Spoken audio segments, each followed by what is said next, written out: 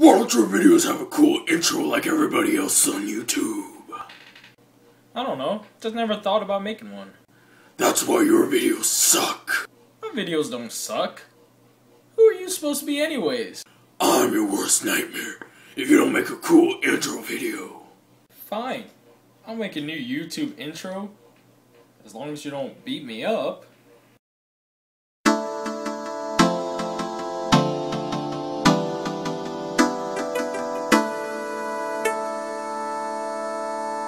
Hey guys, welcome back to the Comic Book Lowdown. I'm Wellington, and I guess I have a new YouTube intro. After being threatened by angry wrestlers about my YouTube channel, I guess I had to. I really didn't want to get beat up by that guy. He sounded tough. Looked dumb though. Well, I hope I never have to see that guy again. He was annoying. But what's not annoying is all this Batman that I've been engaging myself into lately.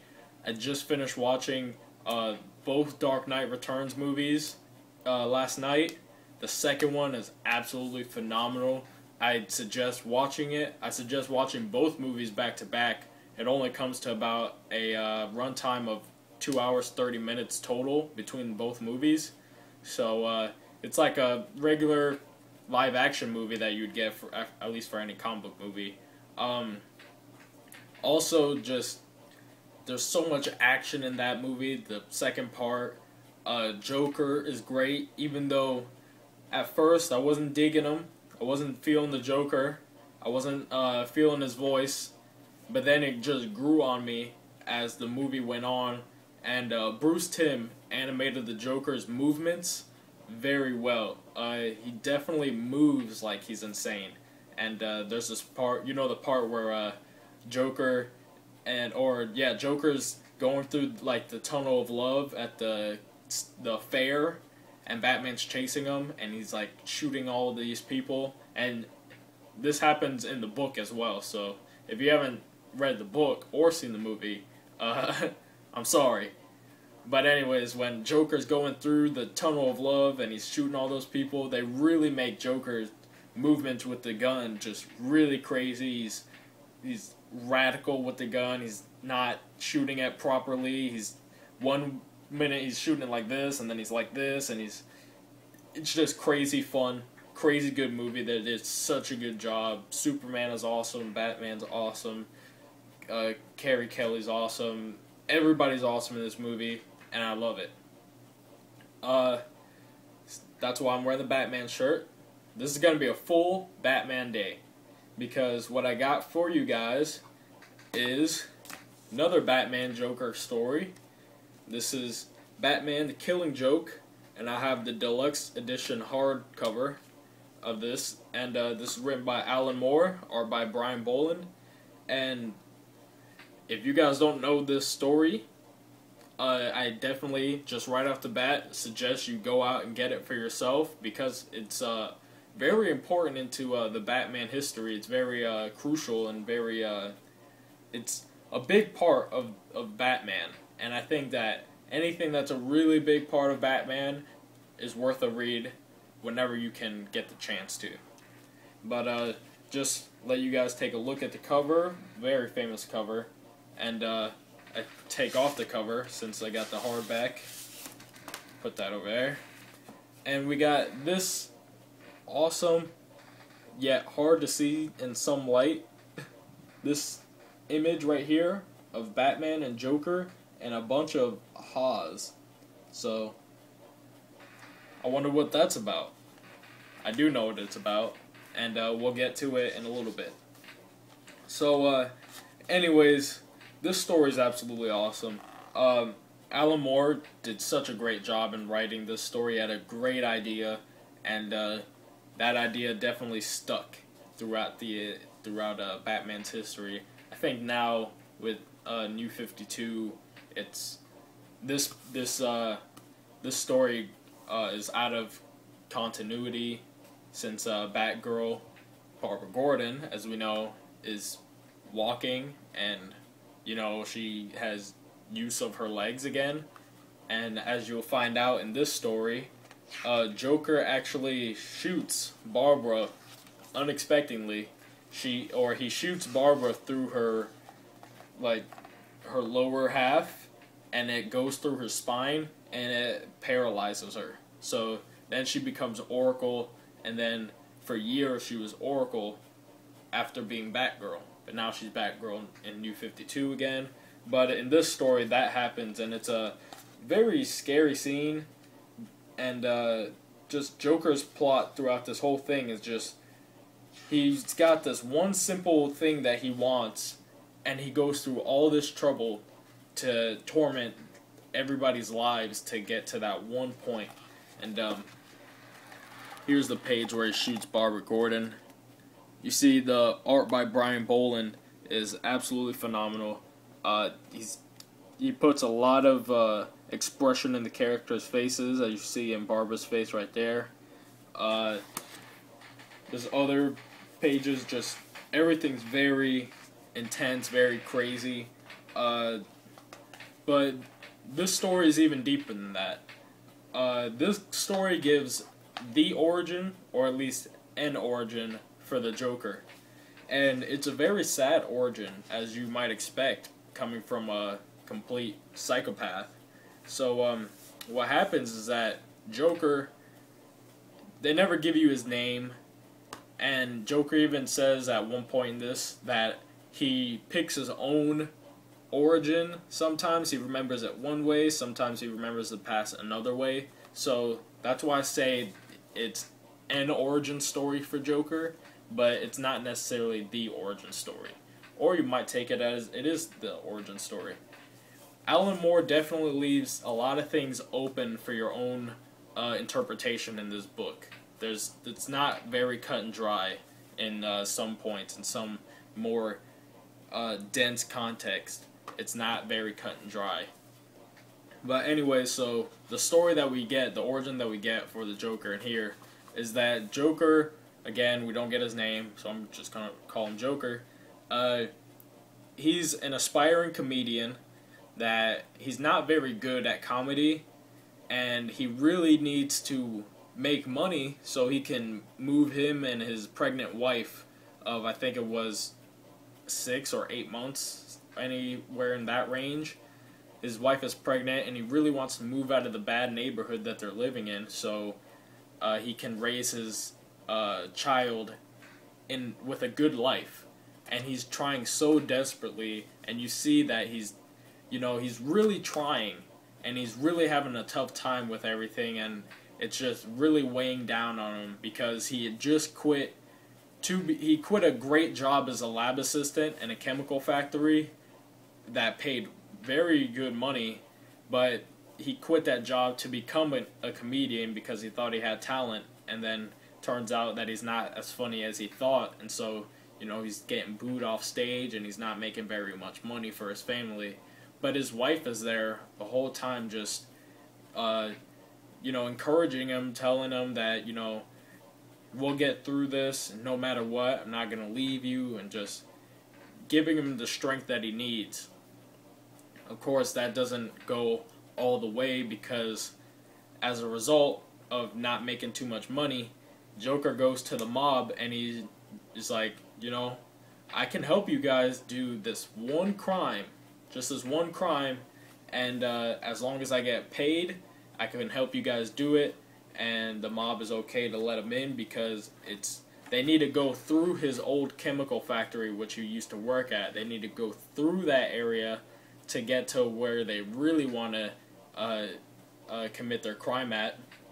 And who else better that knows the area than someone who's worked there? So they're very open to him, and they show these Joker origin stories, and they're almost completely black and white, as if he's remembering it.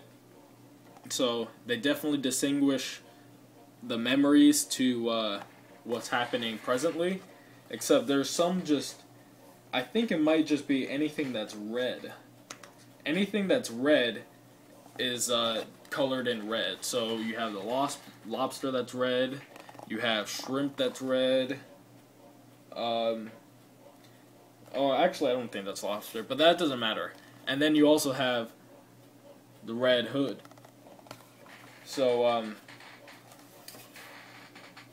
Yeah, so there's been a notorious string of Red Hood crimes, and so now these mobsters want Joker to wear the Red Hood, and this is where that Red Hood origin comes from. So he decides that he's in for the plan, and all the while Joker remembers these things, he's terrorizing the Gordon family, and he does so by going to Jim Gordon's house, of course, just shooting Barbara Gordon as soon as she opens the door, and then knocking out and kidnapping Jim Gordon. And at the same time, Batman went to Arkham Asylum just to confront Joker, because Joker's supposed to be in prison. So Batman goes to Arkham Asylum to pretty much just talk to Joker, and it's an absolutely beautiful scene. They did a version of this in the Dark Knight movie, and this is where Batman and Joker are together in a cell, and they're just talking. Well, actually, Batman's just talking. Batman just talks to Joker, and he's telling him pretty much like, I don't want to do this anymore. I don't want to keep on fighting you, because one day it's just going to end up to wanting us killing each other, and I don't want that to happen, and I don't want it to happen to me. So Batman's pretty much saying, I can help you, just let me help you, because before it's too late. And it's a little closer to too late than he thought, because this is actually a stand-in. So this is the Joker that he's talking to wasn't really the Joker. As you can see, this page, the paint comes right off his face, and you just see the anger. Brian Bolland really, again, makes great expressions on the faces. Look at how mad Batman is. And here's some Joker for you guys. Really great artist. Great artist. His Batman, I really love Bolland's Batman, and his Bruce Wayne as well. It's just, it reminds me of what Batman should look like. Big guy, big chin, like square chin, pretty tough. He looks in his mid-30s, early 30s, and he seems renowned. He looks like a billionaire when he takes off his mask. The cape and just when he takes off the mask, he looks like he's a billionaire, but it all transcends when he puts in the mask, that he looks like a tough Batman, an intimidating figure. And so Batman is now on the search for Joker. Joker has kidnapped Jim Gordon, and he's paralyzed Barbara Gordon. Barbara Gordon's taken to the hospital, where Batman visits her, and Barbara tells Batman what Joker has done. She doesn't know all the details yet, but in this story, for whatever reason, Joker buys an old rundown carnival, or not a carnival, like a fairgrounds. So it's got, the Ferris wheel and all the merry-go-round and all that kind of stuff. But it's a really old one, and a lot of the rides aren't safe. And of course, that's how Joker likes it. He buys it, but he doesn't really buy it, because he kills the guy that's selling it to him before he sells it to him. So he pretty much steals the park. And he has, like, the people that are in the freak show as his assistants in doing whatever he wants. And whatever he wants is, Joker's plan in this is to show that by just giving a little push, just as he says, just one bad day can push you off the edge and into insanity and into madness. So he wants to prove this through Jim Gordon, and what he does is that he kidnaps Commissioner Gordon, he strips him naked, or he has these little, like, munchkin goblin looking things, and they're really gross looking.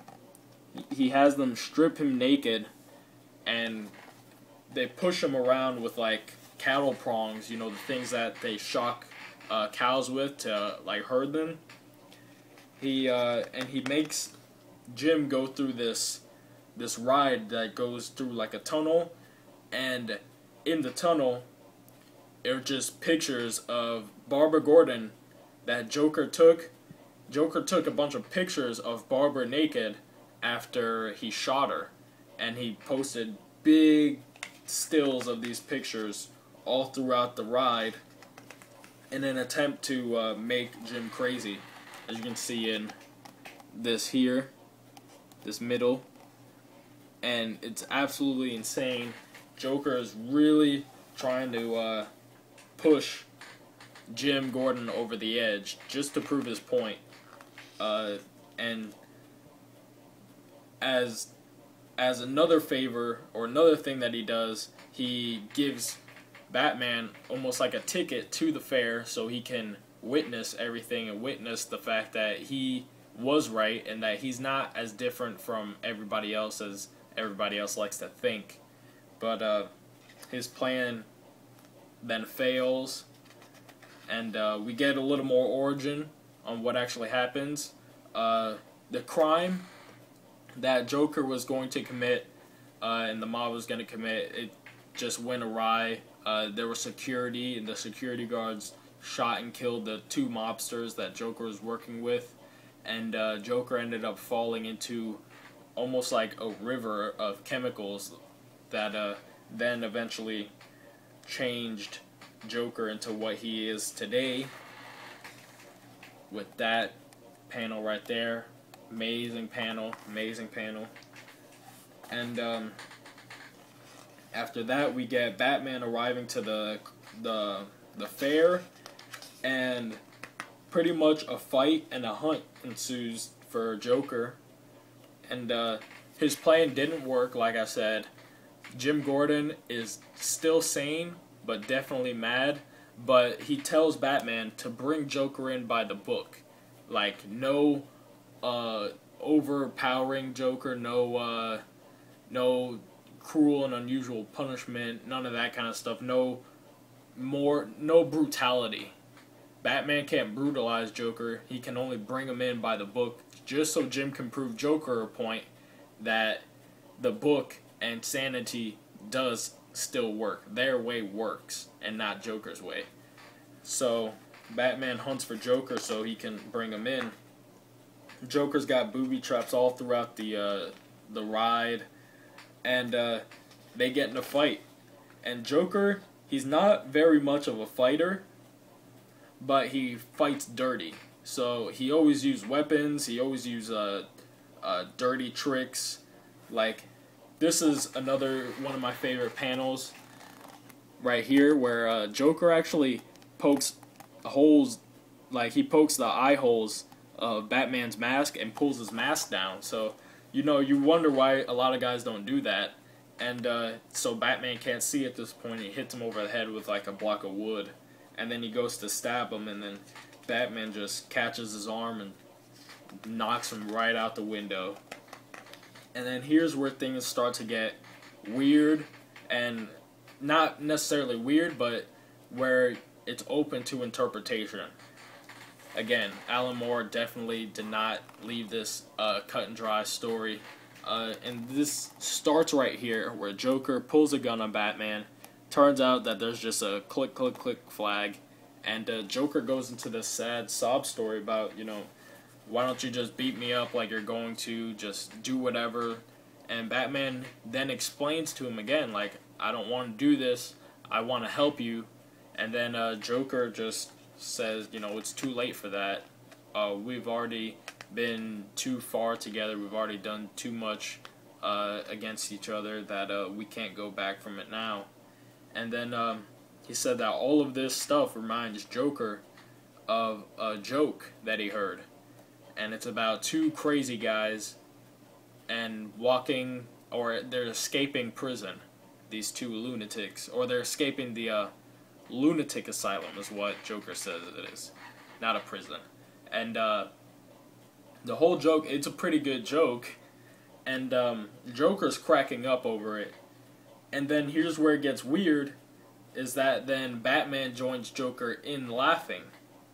And so now Batman and Joker are laughing together, and here's the cover. As you see, here's the cover. And they're just laughing together, and they laugh the night away, and that's how it ends. And then the police come, and I guess I'm just left to think that the police took Joker in, but I don't know what it is about Batman and Joker laughing together. It's kind of weird, but hey, I can't tell Alan Moore what to do. I feel like Joker and Batman aren't far from each other. They're both pretty crazy, and Joker even mentions it himself that something bad has happened to Joker, and something bad must have happened to Batman, because for what other reason would you go out dressed like a bat and fight crime, unless something tragic had to have happened to you that inspires you to do these kind of things. And that's where we're kind of left off. And then there's a little small story at the end, written and drawn by Brian Bolland. And it's just all about Brian Bolland thinking about, I want to do something bad for once in my life. He's such a good guy. He's been good all his life, goes to church, does all this kind of stuff, that for one time, just to try it out, he wants to do something really bad. And it's even worse than kidnapping a little girl and having her starve to death. Even worse than that. He wants to kill somebody famous, somebody with notoriety, and so he chooses Batman. And so there's a real display of Boland's art in this second story, and it's really great art. As you see Batman floating with his giant wings. Here's Brian Bolland talking into a camera. He's pointing a gun at it, and Two-Face and all these kind of guys. And the Batmobile in here looks awesome. And then, so, in the end, really weird right here, you see Batman looking very great, and then bang, gets shot right through the head, pretty much falls down on the ground, blood everywhere. And then he just says, and then I just walk away. I don't leave any clues. There's nothing pointing to me. And then I continue my life, and then I go to heaven, is what he says. And so, very twisted way of thinking about things, but it's a pretty good ending story to go off on, especially after a story like The Killing Joke is. And I definitely just recommend it so much. There's nothing more I can really say about it. So yeah, I definitely just pick it up, guys. Definitely, if you get the chance. And tell me what you guys feel about it in the comment section. Other things that I have for you guys. I have some art that I wanted to show you guys for this video. I have two drawings I want to show you guys really quick. And I did this one a very long time ago, but I feel it appropriate. That's Batman, jumping down. I did it a couple months ago. And then this one, my most recent drawing that I've done, and it's of Joker. And I think it's pretty good. Joker, you got the Joker card, Joker face, all the suit, flower, the bow tie, hair, all that kind of stuff. And I thought that was pretty good.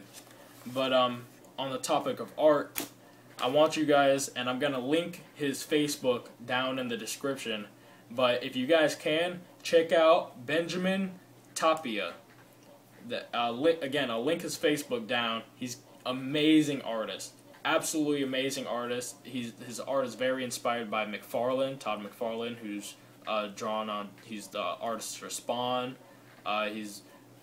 He revolutionized Spider-Man, and this guy, Benjamin Tapia, he's top-notch comic book artist, looking for work, really aspiring to be to work at Marvel and draw Spidey. He's got a couple of, you can see all his art on Facebook, and if you guys can pass this video around or pass his Facebook around, his name around at least, and he might have a chance of, getting a job somewhere, a really good job somewhere, doing the thing that he loves and the thing that he's just so good at, Definitely, guys, please check him out. I'm going to link his Facebook down in the description box.